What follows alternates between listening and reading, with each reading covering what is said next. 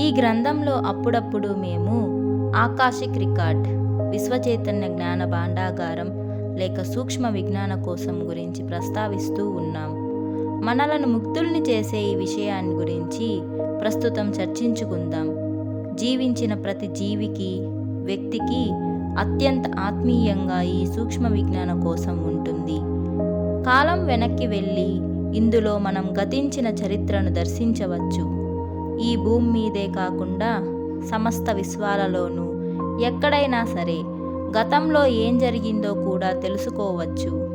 ఇప్పుడు చాలామంది సైంటిస్టులు కూడా, పరలోక విద్యావేత్తలు ఎప్పటి నుంచో నమ్ముతూ ఉన్నట్లు ఇతర గ్రహాలలో, విశ్వంలో అనేక చోట్లలో సరిగ్గా మానవులలాగే కాకపోయినా ఎంతో తెలివిగల జీవరాశులు ఉన్నట్లు నమ్మగలుగుతున్నారు.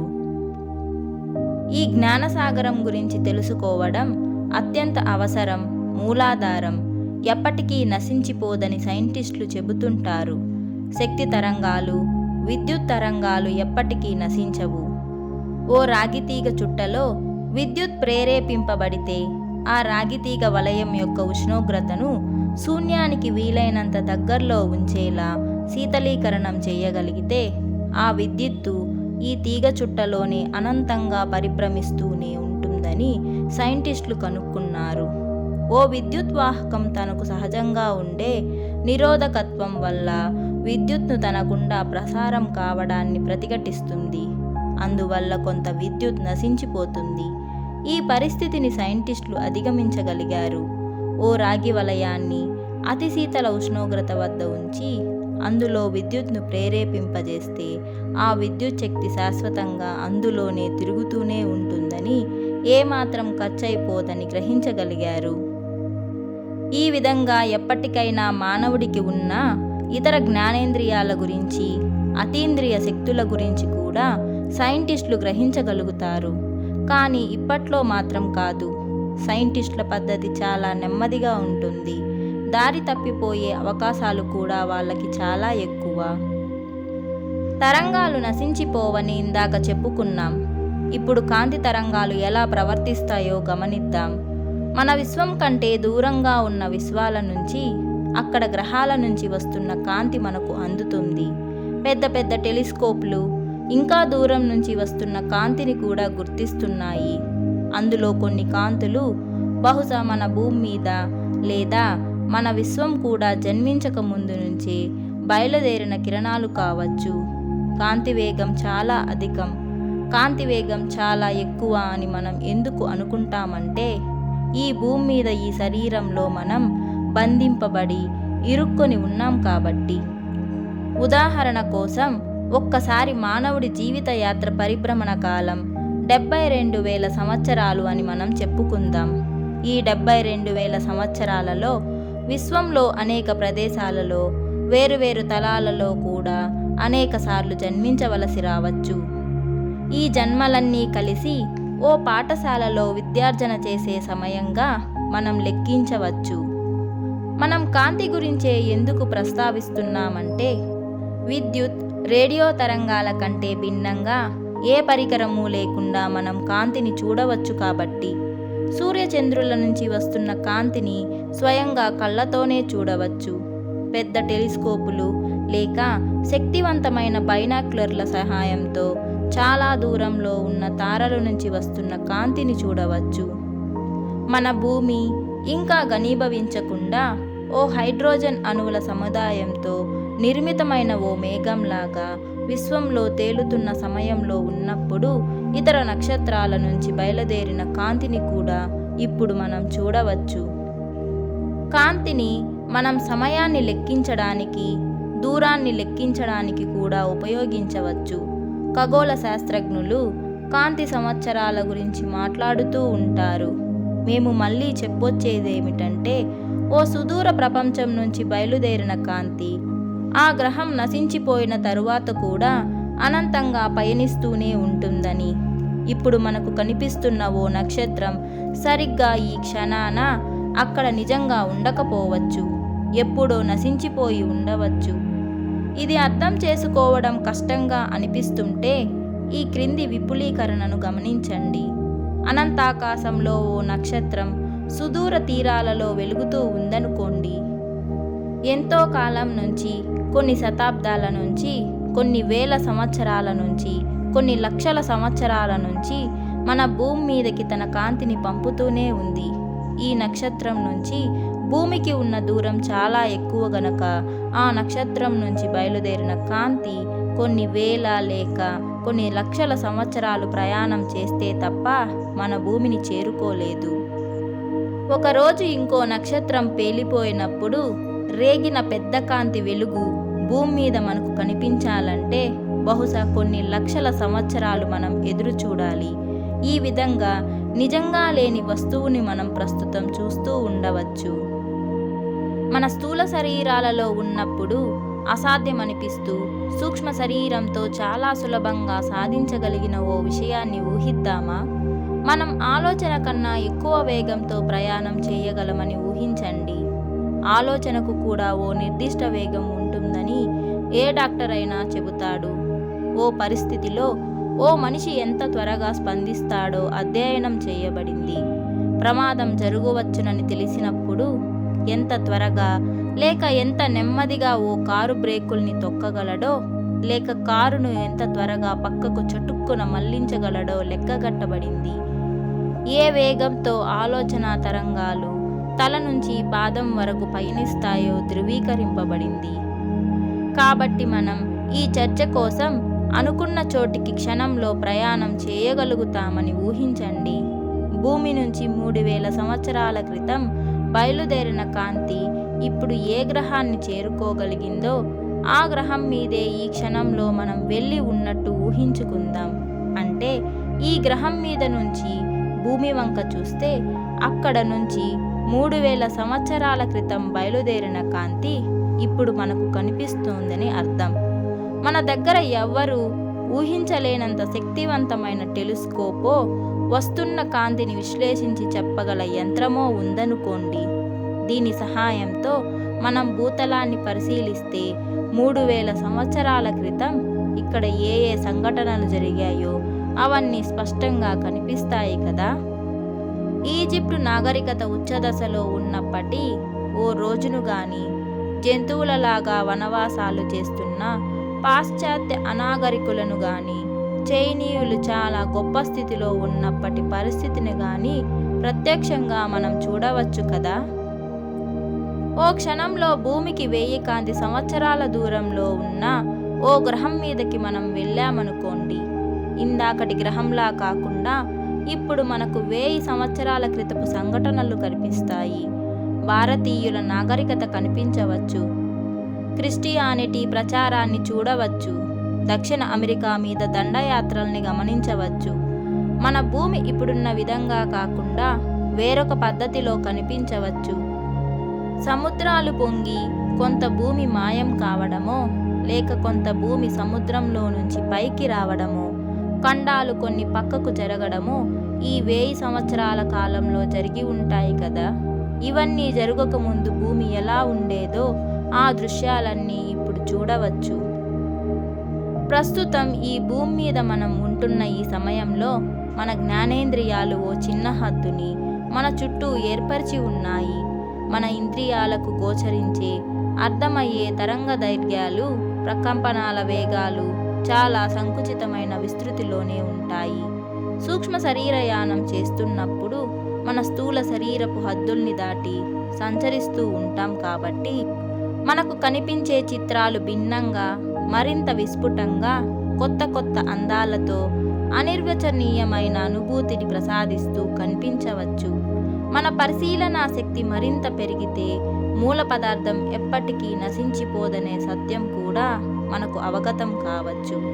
అనంతకాలం నుంచి జీవరాశుల నుంచి బయటకు వెళ్తున్న జ్ఞాన తరంగాలు ఇంకా విశ్వమంతటా అవిచ్ఛిన్నంగా నశించిపోకుండా శాశ్వతంగా తిరుగుతూనే ఉన్నాయన్న సత్యాన్ని నిజంగా అర్థం చేసుకోవచ్చు.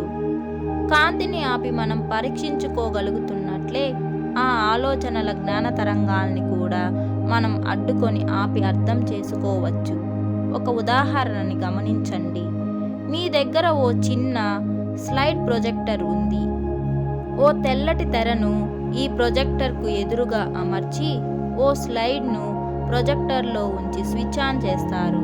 అప్పుడు మీకు ఓ బొమ్మ ఆ తెర మీద స్పష్టంగా కనిపిస్తుంది. మీకు అర్థం అవుతుంది. ఇప్పుడు మీరు ఈ ప్రొజెక్టర్ను కిటికీలోంచి ఆకాశం వైపు గురిపెట్టి స్విచ్ ఆన్ చేశారనుకోండి. అప్పుడు మీకేం కనిపిస్తుంది? ఏమీ కనిపించదు. ఆకాశంలో వెళ్తున్న ఓ కాంతిపుంజం మాత్రం కనిపించవచ్చు. అది గాలిలో తగినంత దుమ్ముంటే. ఈ కాంతిపుంజాన్ని ఏ తెర ఆపితే తప్ప ఓ బొమ్మ ఏర్పడదు. అలాగే మీరు ఓ శక్తివంతమైన టార్చి లైట్ను చీకట్లో ఆకాశం వైపు వెలిగించి పట్టుకున్నారనుకోండి. నిజం వెలుతురు కనిపించదు. ఆ కాంతిపుంజం ఏ మబ్బుకో ఆకాశంలో వెళ్తున్న ఓ విమానానికో తగిలి ప్రతిబింబిస్తేనే అసలు కాంతి వస్తువు మనకి కనిపించగలిగేది. టైం ట్రావెల్ చేయాలని మానవుడికి ఎప్పటి నుంచో తీరని ఓ కోరిక ఉంది. స్థూల శరీరంలో మనం ఉన్నంత వరకు ఇలా కాల ప్రయాణం చేయడం కుదరదు. మరి ఈ స్థూల దేహానికి ఉన్న హద్దులు, పరిమితులు అలాంటివి. మన దేహాలు అసంపూర్ణంగా నిర్మితమైన యంత్రాలు.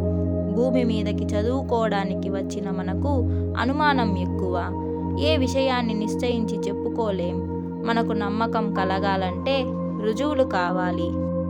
ఒక వస్తువు ఎలా పనిచేస్తుందో తెలుసుకోవడానికి దాన్ని ముక్కలుగా చీల్చి పరీక్ష చేసి ఆ వస్తువు మళ్ళీ ఇంకా ఎప్పటికీ పనిచేయకుండా చేయగల శక్తి మనకుంది. కాబట్టి స్థూల శరీరాన్ని వదిలిపెట్టి సూక్ష్మ శరీరాన్ని చైతన్యంతో మన పూర్తి ఎరుకతో చేయగలిగితే ఈ కాల ప్రయాణం అన్నది మనం భూమి మీద ఏ సినిమా చూడ్డానికో వెళ్ళినంత సులువుగా ఉంటుంది.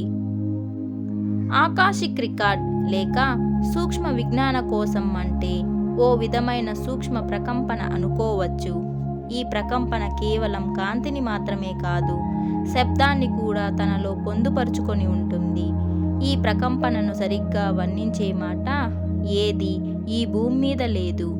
అర్థం చేసుకోవడానికి ఓ రేడియో తరంగంలాగా ఈ ప్రకంపనను ఊహించుకోవచ్చు.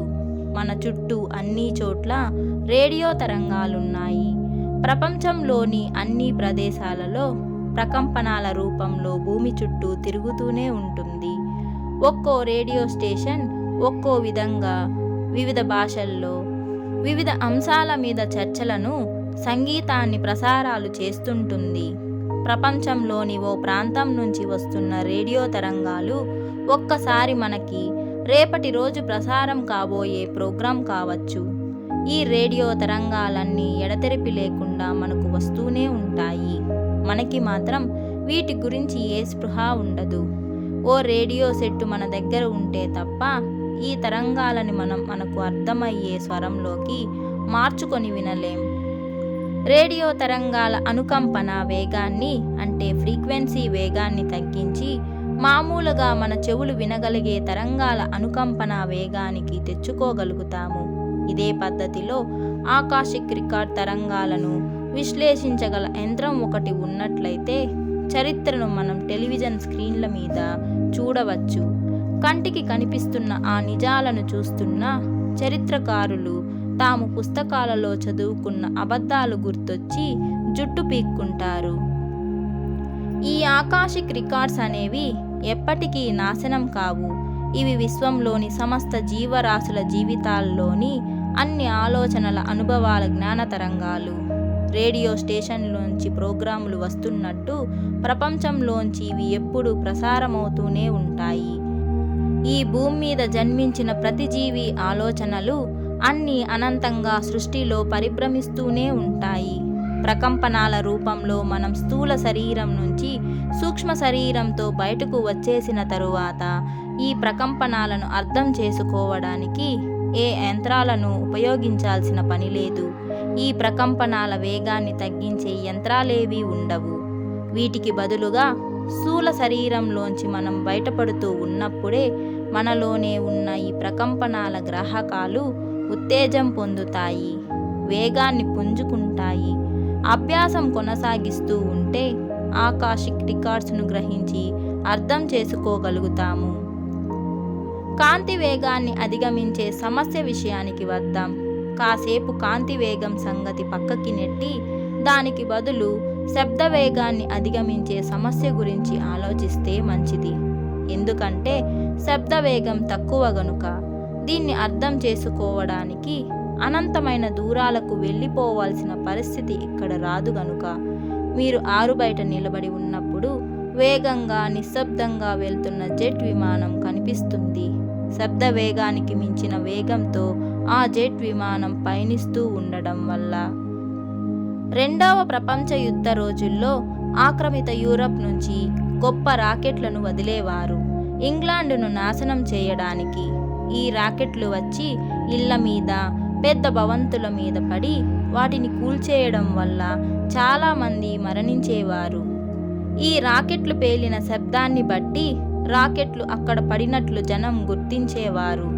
పడుతున్న రాళ్ల చప్పుళ్ళు, దెబ్బలు తగిలి జనాలు చేస్తున్న హాహాకారాలు అందరికీ వినిపించేవి.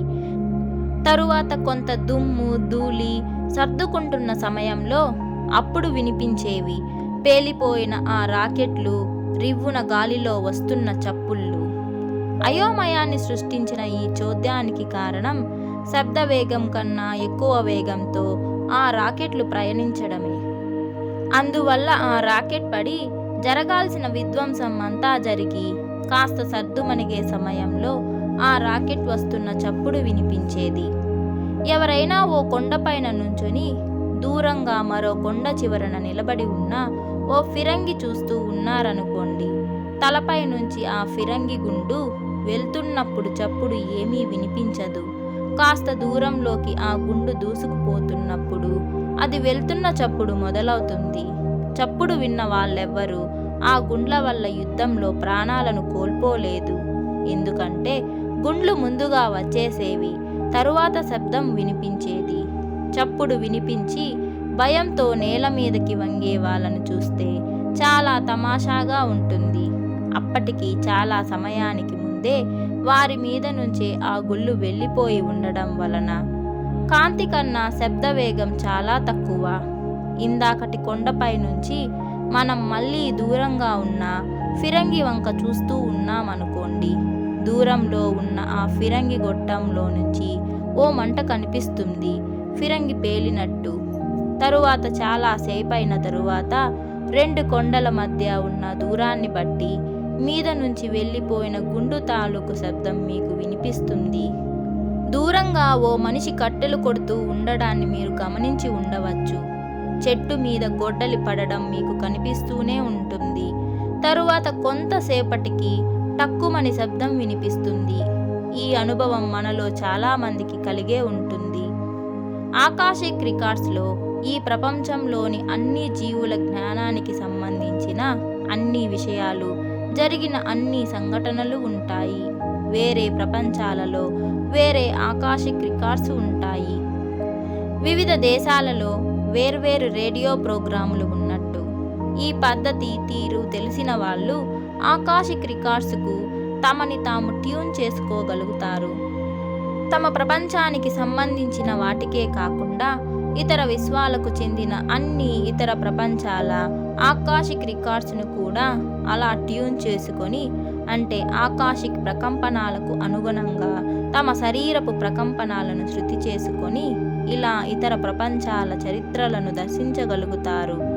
అలాగే మన ప్రపంచపు చరిత్ర పుస్తకాలలో ఏ ఏ తప్పులు దొర్లాయో తెలుసుకోగలుగుతారు. చరిత్ర పాఠాలలో ఏ ఏ తప్పులు దొర్లాయో తెలుసుకోవాలనే కుతూహలం సంగతి అటుంచి తమ జీవితంలోనే ఏ ఏ పొరపాట్లు జరిగాయో కూడా ఎవరైనా చూసి తెలుసుకోవచ్చు.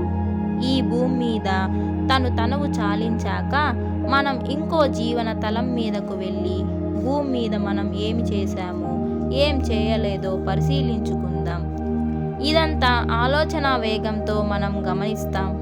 ఆకాశిక్ రికార్డ్స్ పరిశీలన ద్వారానే ఇది జరుగుతుంది. మనం పుట్టినప్పటి నుంచే కాకుండా మనం పుట్టక ముందు నుంచి జరిగిన సంఘటనలు, మనం ఎవరికి జన్మించాలనుకున్నామో, మన తల్లిదండ్రులు ఎవరని మనం నిర్ణయించుకొని బయలుదేరామో అక్కడ నుంచి ఈ పరిశీలన ప్రారంభమవుతుంది. ఈ పరిశీలన పూర్తయ్యాక మనం చేసిన పొరపాట్లేవో మనకు అర్థమయ్యాక పరీక్షలో ఉత్తీర్ణుడు కాలేకపోయిన విద్యార్థి ఏ ఏ జవాబులను తప్పుగా రాశాడో చూసుకొని మళ్ళీ అదే తరగతిలోకి వెళ్ళి కూర్చున్నట్టు మనం మళ్ళీ ఇంకో జన్మను ఎలా ఎత్తాలో, ఎక్కడ జన్మించాలో, ఎవరికి జన్మించాలో, ఎప్పుడు జన్మించాలో ఇలా అన్నీ బేరీజు వేసుకొని ఓ జీవిత ప్లాన్ను నిర్ణయించుకుంటాం. స్వతఃసిద్ధంగానే విశ్వ విజ్ఞాన కోశంలోకి ఒక వ్యక్తి తరచి చూడడానికి చాలా సమయం పడుతుంది. దీనికి ఎంతో కఠినమైన అభ్యాసము, సాధన, విశ్వాసము కావలసి వస్తాయి. అయితే ఎంతోమంది ఇందులో కృతకృత్యులు అయ్యారు. మనం ఇక్కడ కాసేపు ఆగి విశ్వాసం గురించి చర్చించుకుంటే బాగుంటుంది అని బహుశా మీరు అనుకుంటున్నారు కదూ.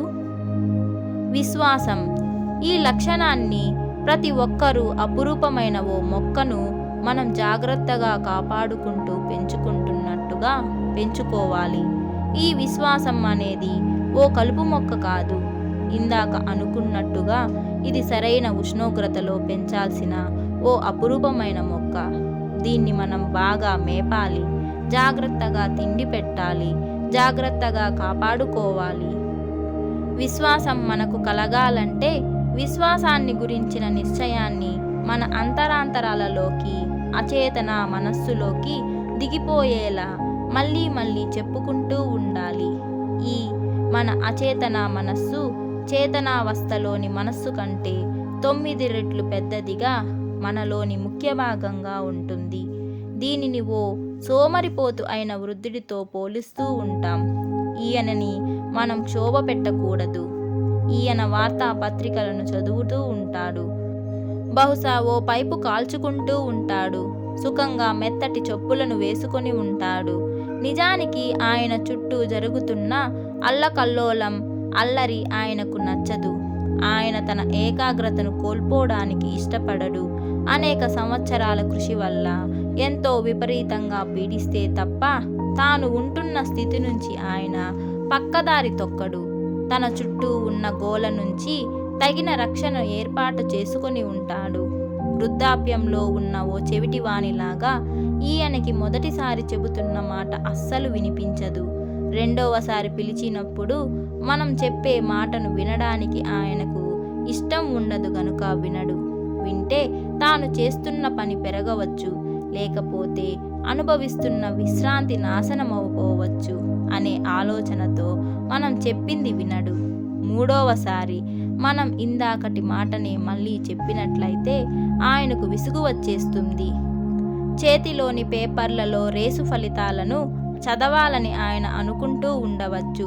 శ్రమపడే పనిని చేయాలని ఆయన అనుకోకపోవచ్చు. మీరు మీ మాటలని మళ్ళీ మళ్ళీ చెబుతూనే ఉంటే అప్పుడే ముసలాయన స్పృహలోకి వచ్చి మీ మాట వింటాడు. మీ మాట అచేతన మనస్సులోకి దిగిందంటే చాలు, మీకు తనంతట తానే ప్రకాశించే విశ్వాసం స్థిరపడిపోతుంది. ఇక్కడ మీకు ఒక విషయాన్ని మేము స్పష్టం చేయాల్సి ఉంటుంది. విశ్వాసం అంటే నమ్మకం కాదు. రేపు సోమవారం అని నా నమ్మకం అని మీరు అనొచ్చు. దీనికో అర్థం ఉంటుంది. మీరు రేపు సోమవారమై ఉండవచ్చనని నా విశ్వాసం అని చెప్పరు. ఈ మాటకు అర్థం పూర్తిగా వేరే అవుతుంది. విశ్వాసం మీతో పాటు పెరుగుతూ ఉంటుంది. మనం ఓ క్రిస్టియన్ కావచ్చు, ఓ బుద్ధిస్టు కావచ్చు, ఒక యూదుడు కావచ్చు. మన తల్లిదండ్రులు క్రిస్టియన్లో, బుద్ధిస్టులో, యూదులో కాబట్టి మనకు మన తల్లిదండ్రుల మీద విశ్వాసం ఉంటుంది. వాళ్ళ ఆలోచనలు సరైనవని మన నమ్మకం. అందువల్లే మన విశ్వాసం కూడా మన పెద్దల విశ్వాసంలాగే ఒకటై ఉంది. ఏ విషయాలను మనం ఈ భూమి మీద పూర్తిగా నిరూపించలేమో ఆ విషయాలు విశ్వాసాన్ని ఆశ్రయిస్తాయి. మిగతా నిరూపించగల విషయాలను మనం ఈ భూమి మీద పూర్తిగా నిరూపించలేమో ఆ విషయాలు విశ్వాసాన్ని ఆశ్రయిస్తాయి. మిగతా నిరూపించగల విషయాలను మనం నమ్మవచ్చు, నమ్మకపోవచ్చు. విశ్వాసానికి, నమ్మకానికి మధ్య ఓ తేడా ఉంది. ఈ తేడా ఏమిటో మనం గుర్తించగలిగి ఉండాలి. అయితే అన్నిటికన్నా ముందుగా మీరు దేన్ని నమ్మాలనుకుంటున్నారు? మీ విశ్వాసపు అవసరం దేనికుంది? ఏ ఏ విషయాలను విశ్వాసం కావాల్సి ఉంటుందో అన్ని కోణాల నుంచి ఆలోచించండి. ఓ మతం మీద విశ్వాసమా? మీ సామర్థ్యం మీద విశ్వాసమా? ఎన్ని కోణాల నుండి వీలైతే అన్ని కోణాల నుంచి విశ్వాసం గురించి ఆలోచించండి. ఆ తరువాత మీరు సవ్యమైన రీతిలోనే ఆలోచనలను చేస్తున్నారని తెలుసుకున్న తరువాత నిశ్చయించండి, చెప్పండి, వల్లించండి, ఉద్ఘాటించండి. మీకు మీరే చెప్పుకోండి, ఈ పనిని నేను చెయ్యగలను అని, ఆ పనిని నేను చెయ్యగలను అని, లేక ఈ పనిని చేస్తాను అని, లేక మీరు దీన్నో దాన్నో గట్టిగా నమ్ముతున్నానని చెప్పుకోండి. ఈ మాటలని మళ్ళీ మళ్ళీ చెప్పాలి, మళ్ళీ మళ్ళీ పునశ్చరణ చేయాలి. ఈ విధంగా మళ్ళీ మళ్ళీ పునశ్చరణ చేయకపోతే విశ్వాసం సిద్ధించదు. గొప్ప మతాలకు విశ్వాసపాత్రులైన అనుసరించే వాళ్ళు ఉంటారు. ఆ విశ్వాసపాత్రులైన అనుసరించే వాళ్ళు చర్చులకు, చాపెల్కు, సైనగాగ్లకు, గుళ్ళకు వెళ్ళి వాళ్ళ కోసమే కాకుండా అందరి కోసం కూడా ప్రార్థనలను చేస్తుంటారు. ఈ విధంగా ఎన్నోసార్లు ప్రార్థనలను చేస్తూ ఉండడం వలన ఈ విశ్వాసం అనే లక్షణం వాళ్ళ మనస్సు లోతుల్లోకి, అంతరాంతరాలలోకి, అచేతన మనస్సులోకి చొచ్చుకొని పోయి స్థిరపడుతుంది. దూర ప్రాచ్య దేశాలలో మంత్రాల లాంటి కొన్ని విషయాలు ఉన్నాయి. ఓ వ్యక్తి ఓ విషయాన్ని, ఓ మంత్రాన్ని పదే పదే వల్లిస్తూ మళ్ళీ మళ్ళీ జపిస్తూ ఉంటాడు. ఒకవేళ ఆ మంత్రానికి ఉన్న అర్థం కూడా ఆ వ్యక్తికి తెలియకపోవచ్చు. పర్వాలేదు. ఈ మంత్రాలన్నీ నిర్మించిన ప్రాచీన మహనీయులు వాటిని ఎలా నిర్మిస్తారంటే, ఆ మంత్రాలన్నీ ఉచ్చరించేటప్పుడు పుట్టే ప్రకంపనాలు వాళ్ళ అచేతన మస్తిష్కపు పొరలోకి వెళ్ళాల్సిన విషయాన్ని గాఢంగా నెట్టుకుపోయేలా కొంతకాలం ఈ మంత్రం జపం కొనసాగేసరికి ఆ మంత్రం ఈ వ్యక్తి అచేతన మనస్సులోకి పూర్తిగా నాటుకొని పోయి ఆ వ్యక్తిలో ప్రగాఢ విశ్వాసం తనంతట తానే వ్యక్తమయ్యేలా నెలకొల్పుతుంది. ఇదే విధంగా మీరు మీ ప్రార్థనలను మళ్ళీ మళ్ళీ చేస్తూ ఉంటే కొంతకాలానికి మీరు వాటిని నమ్మడం ప్రారంభిస్తారు. మీ మాటలని అచేతనావస్థలోని మనస్సు నమ్మి మీతో సహకరిస్తే చాలు, మీకు విశ్వాసం సిద్ధించినట్లే. మీకు విశ్వాసం ఉంటే చాలు, ఇంకా ఏ విషయాన్ని గురించి మీరు దిగులు పడాల్సిన పని ఉండదు. మీ శక్తి సామర్థ్యాల గురించి, మీ విశ్వాసం గురించి మీ అచేతన మనసు ఆటోమేటిక్గా పదే పదే గుర్తు చేస్తూనే ఉంటుంది. మీకు మీరే పదే పదే చెప్పుకుంటూ ఉండండి, మీరు ఆరాలను త్వరలోనే చూడగలుగుతారని, మీకు దూర ప్రసారక గ్రాహక శక్తి వస్తుందని, ఈ పనో ఆ పనో అత్యంత సులభంగా చేయగలరని, ముఖ్యంగా ఏ ఏ పనులను సమర్థవంతంగా చేయగలగాలని కోరుకుంటున్నారో ఆ సంకల్పాలనే చెప్పుకోండి. కొంతకాలం జరిగిన తరువాత మీరు ఆ పనులను చేయగలుగుతారు. జీవితంలో విజయాలను సాధించిన వాళ్ళందరూ, లక్షలను ఆర్జించిన వాళ్ళు, కొత్త వస్తువుల్ని కనిపెట్టిన వాళ్ళు అందరూ తమ మీద తమకి అపారమైన విశ్వాసం ఉన్నవాళ్లే. తాము చెయ్యాలనుకుంటున్న పనులు అత్యంత సులభంగా చెయ్యగలమనే ఆత్మవిశ్వాసం వాళ్ళకి పుష్కలంగా ఉంటుంది. వీరిలోని విశ్వాసమే వాళ్ళతో ఆ పనులను చేయించి విజయాలను వాళ్ళకి తెచ్చిపెడతాయి. ఎప్పుడూ గెలుపు గురించే ఆలోచించే వ్యక్తి విజయాన్నే సాధిస్తాడు. విశ్వాసం కోసం నిశ్చయాలు చేసేవాళ్ళు అనుమానాలకు ఏమాత్రం చోటివ్వకూడదు. ఈ విధంగా విజయాన్నే సాధించే పద్ధతిని విశ్వాసంతో ఆచరించి చూడండి. ఫలితాలు మీకే ఆశ్చర్యాన్ని తప్పకుండా కలిగిస్తాయి.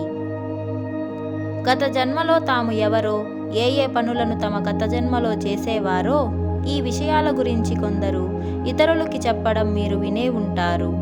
ఈ పరిజ్ఞానం వాళ్ళకి ఆకాశిక్ రికార్డ్ పరిశీలన వల్ల తెలిసి ఉంటుంది. ఎలాగంటే, ఎందరో వ్యక్తులు నిద్రలో సూక్ష్మలోకాలకు వెళ్ళి విశ్వచైతన్య భాండాగారంలోకి వెళ్ళి చూసి వస్తూ ఉంటారు. ప్రొద్దున్నే మెలకువ రాగానే వాళ్ళకి కొన్ని అభూత కల్పనలు, భయంకర అనుభవాలు గుర్తొస్తాయి. కొన్ని విషయాలు నిజాలు కావచ్చు, కానీ చాలా వరకు విపరీత చిత్రీకరణ జరుగుతుంది. మీరు వినే అనేక అనుభవాలు మనుషుల బాధలను గురించే ఉంటాయి. ప్రజలందరూ మనల్ని వేధించే వాళ్ళుగానే కనపడుతూ ఉంటారు, చెడ్డవాళ్ళుగానే కనపడుతూ ఉంటారు.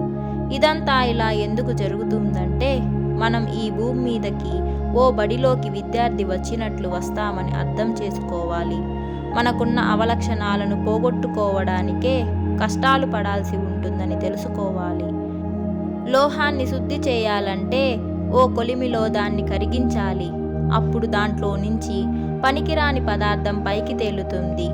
ఆ తెట్టును మనం తొలగించవచ్చు సులభంగా.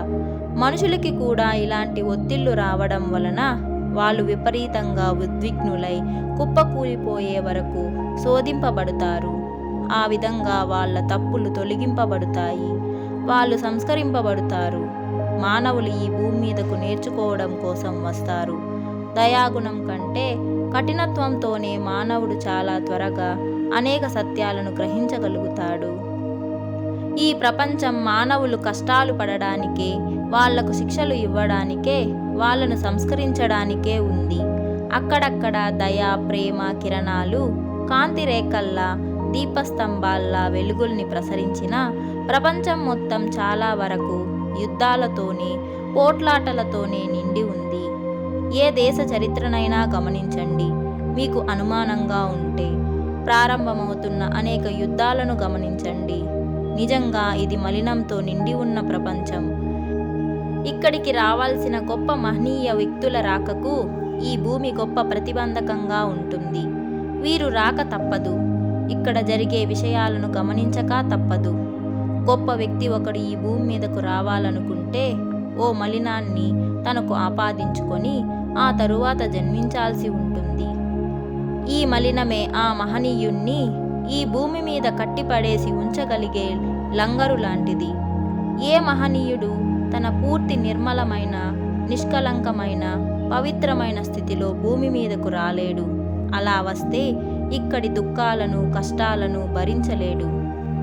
కాబట్టి ఓ వ్యక్తి గురించి అనుకుంటూ ఆ వ్యక్తి ఇలాంటివాడు, అలాంటివాడు, ఆయనకు ఈ విషయం అంటే లేక ఆ విషయం అంటే అమిత వ్యామోహం అనే పద్ధతిలో ఆలోచించే ముందు కొంత జాగ్రత్తతో పరిశీలించండి. ఓ వ్యక్తి మదుపానం చేయకుండా ఉన్నంత వరకు అతనిని ఉన్నతుడే అనుకోవచ్చు. ఓ చుక్క పుచ్చుకున్నాడా అతని అతీంద్రియ శక్తులన్నీ నిష్ప్రయోజనాలే అయిపోతాయి.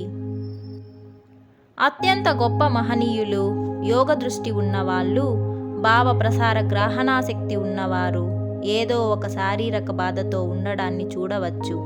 ఇలాంటి బాధలు ఆ వ్యక్తి యొక్క ప్రకంపనలని గణనీయంగా ఎక్కువ చేయగలుగుతాయి. తద్వారా ఆ శక్తులు వారికి సిద్ధిస్తాయి. ఓ వ్యక్తి ఆధ్యాత్మిక ఉన్నతిని అతడి ముఖాన్ని చూసే చెప్పేయలేం. ఓ మనిషి జబ్బుతో కనిపిస్తే అతడు చెడ్డవాడని భ్రమపడకండి. ఆ జబ్బుని స్వయంగా ఆ మహనీయుడు ఆహ్వానించి ఉండవచ్చు. తన ప్రకంపనాలను గణనీయంగా పెంచుకోవడం కోసమే ఈ జబ్బును అతడు స్వీకరించి ఉండవచ్చు. ఒక పురుషుడు గాని, ఓ స్త్రీ గాని ఓ బూతు మాటని ఎక్కువగా ఉపయోగిస్తూ ఉంటే అతడు లేక ఆమె గురించి ఓ కఠినమైన తీర్పుని మీ అంతటా మీరు వెంటనే నిర్ణయం చేయకండి. ఓ గొప్ప వ్యక్తి మీరు అనుకునే పద్ధతిలోనే ఉండనక్కర్లేదు. ఓ బూతు మాటని పట్టుకొనో, ఇంకో వ్యసనాన్ని అంటించుకొనో ఈ భూమి మీద అతుక్కొని నిలబడగలడానికే ఆ మహనీయుడు సంకల్పించుకొని ఉండవచ్చు. ఆ మనిషి మద్యపానం చెయ్యకుండా ఉన్నట్టయితే నిజంగా మీరు మొదట అనుకున్నట్టే తప్పకుండా మహనీయుడు కావచ్చు. ఈ భూమి మీద కావలసినంత మాలిన్యం ఉంది. మాలిన్యం అనేది ఎప్పుడూ నాశనం అయిపోతూనే ఉంటుంది. నిర్మలము, అవినీతికి లొంగని ధీరత్వము మాత్రమే ఇక్కడ శాశ్వతత్వాన్ని కొనసాగించగలుగుతాయి. ఈ కారణం వల్లే మనం ఈ భూమి మీదకు వస్తూ ఉంటాం. ఇహలోకాన్ని దాటి ఉండే సూక్ష్మలోకాలలో అవినీతి ఉండదు.